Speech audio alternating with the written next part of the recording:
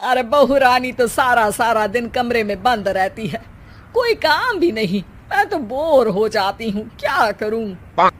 तभी मीना की सहेली रीना उससे मिलने आती है। अरे मेरे घर का भी यही हाल है, बेटा ऑफिस और बहू कमरे में बंद, समय काटे नहीं कटता। लेकिन अब सच मानो तो वक्त ही नहीं है कि वक्त से रोटी भी खा लूं। अरे बहन, मुझे भी बता दे कौन सा जादू चलाया है, मैं भी अब जिंदगी के बचे कुचे दिन आराम से काट लूं। दीवारें देख देख कर तो बोर हो गई हूं मैं। रीना मीना को एक स्मार्टफोन देती है। ये ले, ये है वो छड़ी जो जादू करती है। इसमें मैंने तेरा फेसबुक अकाउंट भी बनाया है, एंजल प्रिया के नाम से। बस अब यहाँ दोस्त बना और सबसे बातें कर। सास को पहले तो उतना समझ नहीं आता है, लेकिन धीरे धीरे वो उसकी आदत डाल लेती है। माँ जी जल्दी से खाना खा लीजिए, मुझे थोड़ा काम है। अरे तू जा, मैं खा लूंगी, अभी वक्त नहीं है। और सासू माँ मोबाइल में मुंह गड़ाए जवाब दे देती है। बहू समझ ही नहीं पाती और वहां से कमरे में चली जाती है। अचानक सास को किसी प्यारी पिंकी की फ्रेंड रिक्वेस्ट आती है।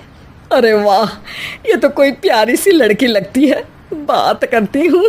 सास फ्रेंड रिक्वेस्ट अपनाकर बात करने लगती है। अब क्या था, सास सारा दिन उस सहेली से बात करती, अपनी कहती, उसकी सुनती। एक दिन सास फोन पर ही सरगड़ाए। अरे बहू, जरा मंदिर के लिए थाली सजा दे, आज कीर्तन है। बहू फोन पर किसी को मैसेज टाइप करते कहती है।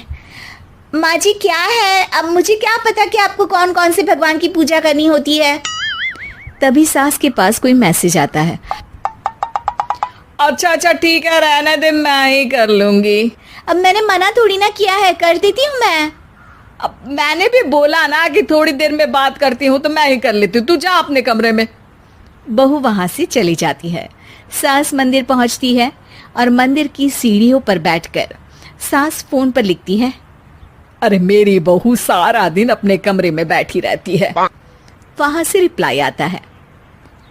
मैं आपकी बहू को तो जानती नहीं हूँ, लेकिन हाँ एक बात है, हो सकता है आपने उसे ताने दिए होंगे या फिर उसका दिल दुखाया होगा। ऐसा करने पर बहुओं का मन ससुराल से हट जाता है। याद रखिए, बहू और बेटी में फर्क होता है।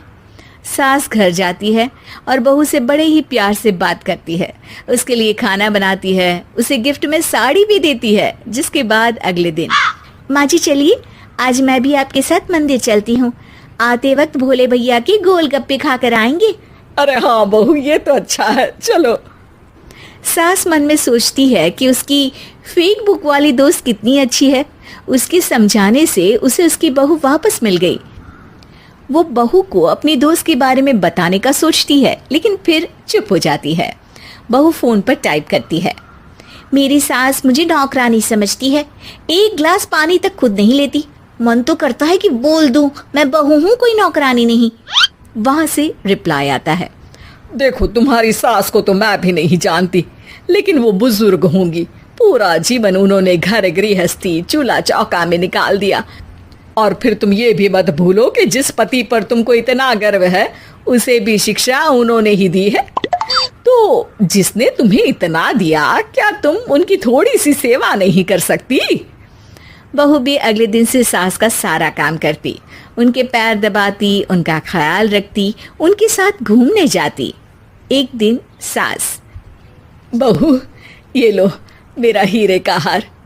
पहले तो सोचा था कि अपनी बेटी को दूंगी, लेकिन आज जब मेरे हाथ पैर में दर्द था तो तुम मेरा साथ दे रही थी।